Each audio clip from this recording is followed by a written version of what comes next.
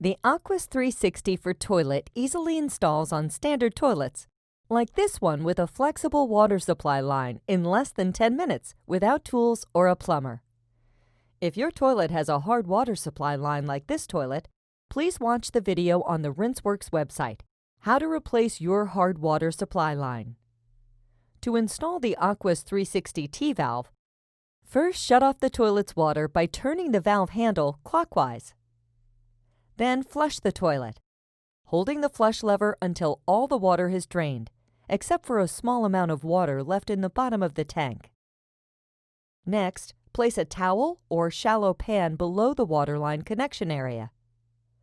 Before installation, make sure this nut above the waterline nut is screwed on tight against the bottom of your toilet tank, which prevents water leaking from the tank and the flusher valve inside the tank from turning when screwing on the T-valve nut.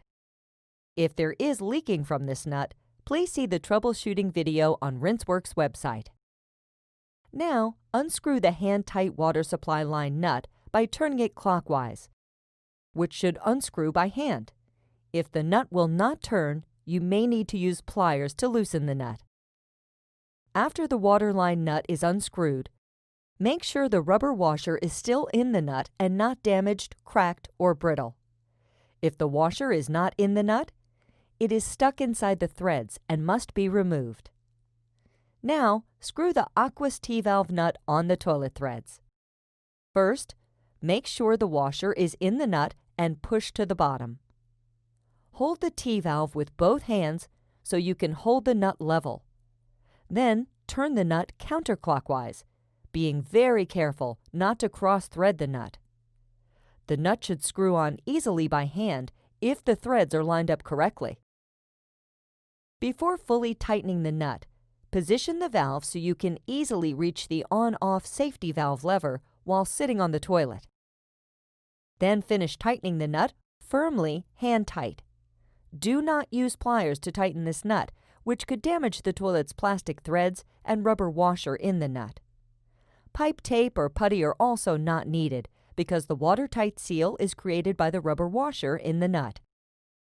Next, screw your water supply line nut on the T-valve's male threads.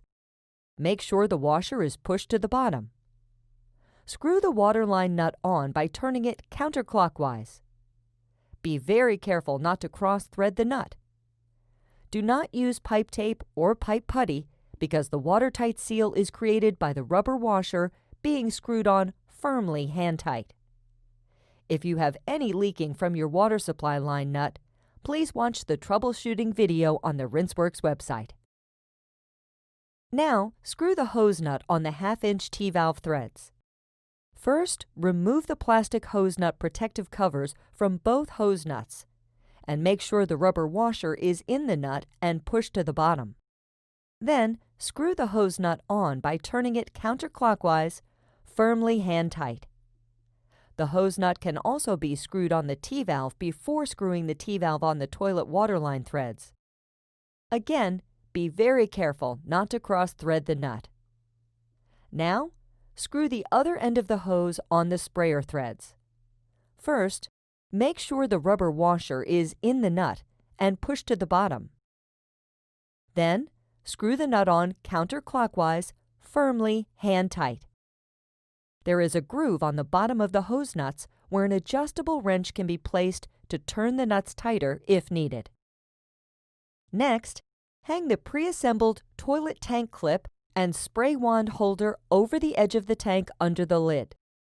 The sprayer holder can also be mounted on the other side of the tank for left-handed users or mounted on the wall by removing the stainless steel clip. The spray wand head fits in the holder like this. Be careful when placing the sprayer in the holder not to move the levers, which will turn on the water flow. To prevent this from happening, always turn off the safety shutoff valve after use of the sprayer, which only takes 1 second. Next, check for leaks. First, make sure the spray wand and T-valve is off. Then, slowly turn on the water valve for the toilet by turning it counterclockwise and check for leaks. If no leaks from the T-valve, hose, or spray wand, Check the spray wand by slowly turning it on, which should allow you to spray a gentle stream to a full-pressure jet spray for maximum cleaning pressure. Last, after each use of the Aquaus spray wand, always turn off the safety shutoff valve, which only takes 1 second, just in case there was a leak.